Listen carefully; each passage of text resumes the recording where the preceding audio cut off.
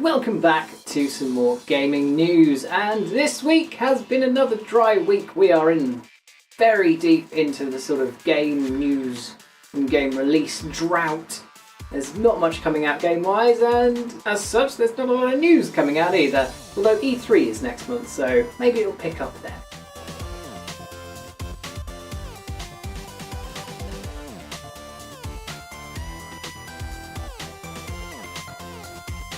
First thing I'm going to talk about today is Crash Bandicoot, the remaster that is coming out on PlayStation 4. And Activision, who are developing it, have released some side-to-side comparison videos comparing how the old game looks to the remaster. Now, I have Crash Bandicoot on PS1 and it's very of its era, but still quite a good game. And having had a look at the side-to-side comparison, it looks so much better. It's very striking, and yeah, it looks amazing. Actually, it looks very good indeed. That's all. It's just a little visual sort of showcase. The gameplay looks very similar, if not the same. They're not changing anything particularly about that. So cool. If that's all they're doing, fine by me.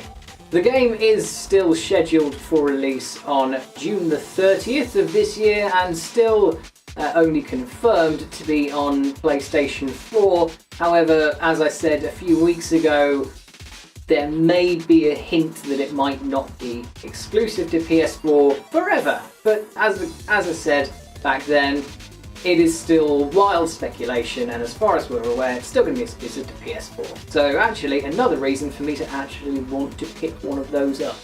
On to Yooka Laylee, the game that is basically a Banjo-Kazooie spiritual successor that has released, as a very wildly successful Kickstarter, I'm sure you're aware, was released not too long ago to middling reviews. I remember Jim Sterling gave it a particularly scathing review, actually. A lot of the reviews are sort of mixed to positive, saying that it's got the right idea and it captures the spirit, but there's quite a few problems. The developers have addressed this in a new patch, which is due to come out very soon, where they have fixed the sort of hair in my face. The chief hair in my face. This is my chief hair. He's called Jeff. They've addressed the chief issue which people had, and that is the camera controls, or lack thereof, actually. If I am correct in my assumption, the game had fixed camera controls that moved determined to certain points in the game, which I don't like as a concept. Since the sort of dual analog stick control system came around, I don't think it's an acceptable way of dealing with camera controls anymore, to just have a fixed camera, unless it's a sort of very specific kind of game, like if it's a 2D game it works, or if there's a very specific reason for it to be a fixed camera, fine, but there was no particular reason, and a lot of people are saying it would have controlled better with a movable camera, which they have now added. Other changes include a little sort of sound tweak that lets you turn down or turn off the gibberish speak that all of the characters in the game speak. This is again a callback to sort of the Banjo-Kazooie games and whatever, where they would speak gibberish to each other and it'd be subtitled if it was necessary. And people found that annoying after a while. Don't blame them, I'd probably find that quite annoying too, to be perfectly honest. So there's now going to be the option to disable that or just turn it down in general.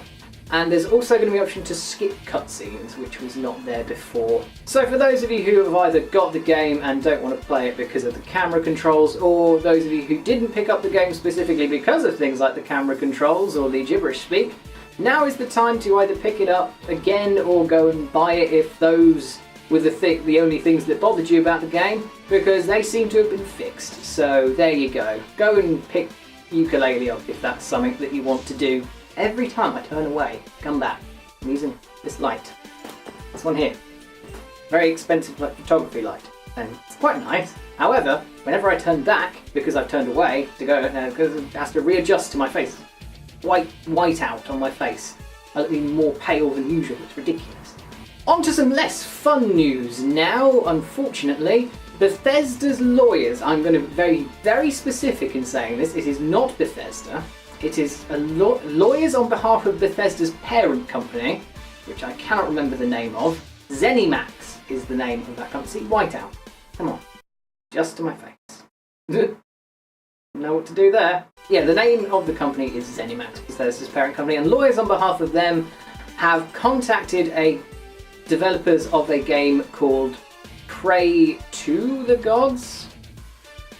Pray for the Gods, sorry, Pray for the Gods, spelt P-R-E-Y, and basically asked them to change their name for copyright reasons. For those of you who have been paying attention to big-ish game releases, the game Prey has been released, which is a reboot of a franchise that...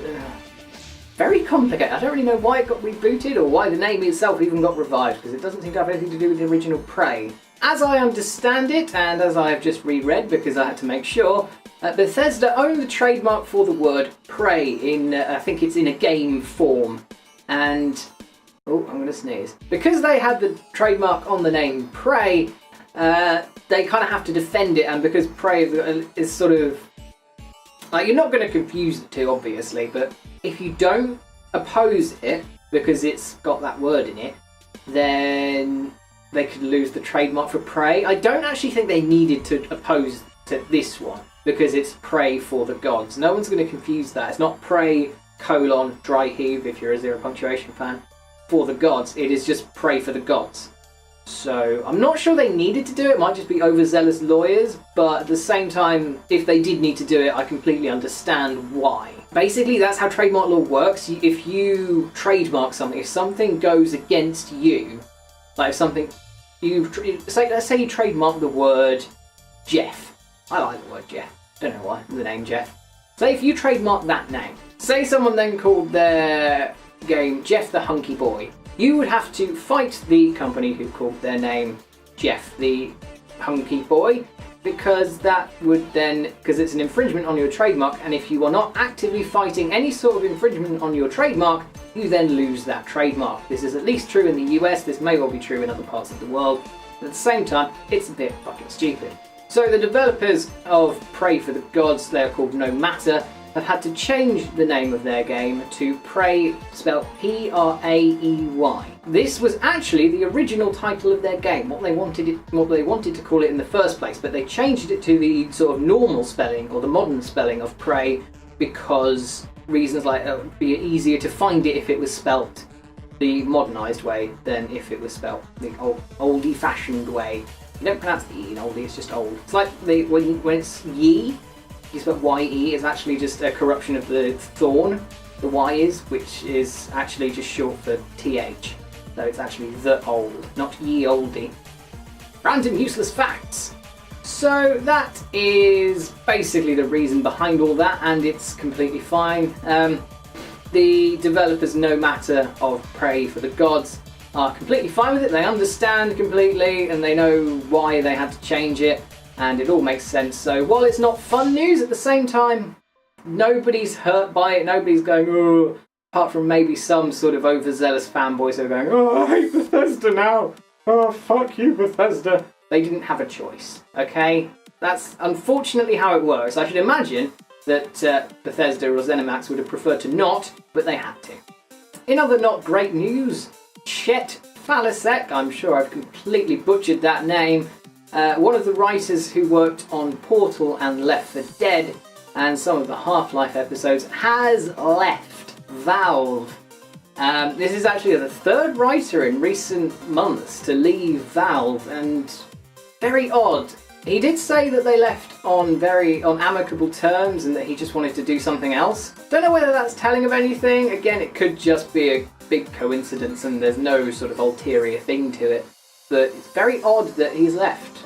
But, you know, he says there's nothing wrong. So that was just a little bit of short news to tell you that the third writer in recent months has left Valve for mostly undisclosed reasons other than he wanted to move on. Who's heard of Titanfall? You know, that really small little indie shooter that came out a couple of years ago? Titanfall is, of course, a very successful franchise, as you all know. The first one being a bit sort of stupid. The second one was apparently a very good campaign.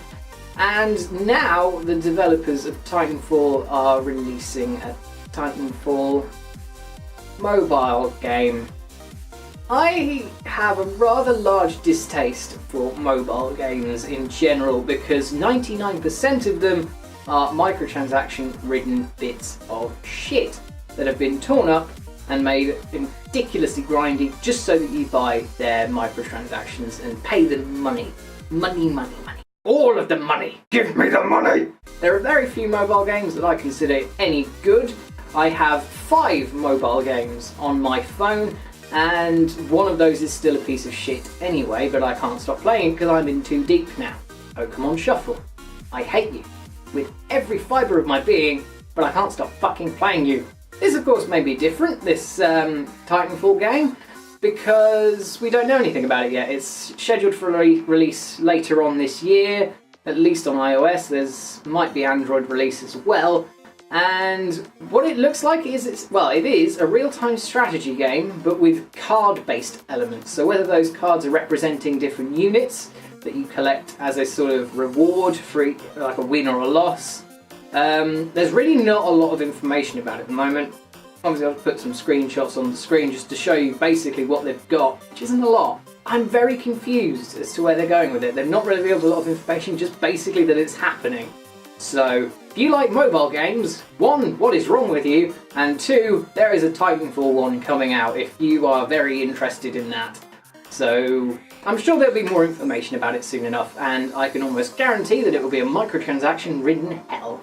On to more positive news, Darksiders 3, the third game, quite obviously, in the Darksiders franchise, where you play as Horsemen of the Apocalypse, has been leaked and then finally given an official release thing on Amazon. Now there was an Amazon listing created, whether or not that was an accident or not, I don't know, that put Darksiders 3 for a release in 2018. I think it was early 2018, it might be late. No, it was actually incredibly late, 31st December 2018 it was given a release date for. This is clearly a massive fuck up, so the developers just decided to release an official CG trailer for the game, and several screenshots were also on the Amazon listing, so we've got a sort of fair idea of how the game's going through it. As I said earlier, in the game you play one of the 4 horsemen, the horsemen of the apocalypse, oh gosh. You play one of the 4 horsemen of the apocalypse, and this time it is as Fury.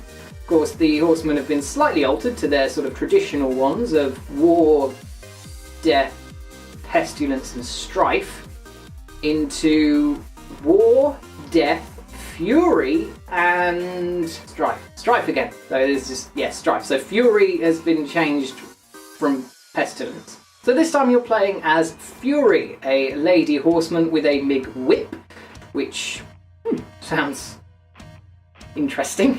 Yeah, you're playing as what looks like a sort of very hacky slashy type thing this time around. Apparently in the game as well, Fury will have many different forms, which will allow her to access different weapons other than her whip, and obviously probably do different things. So, a bit of the sort of Metroidvania type thing coming there.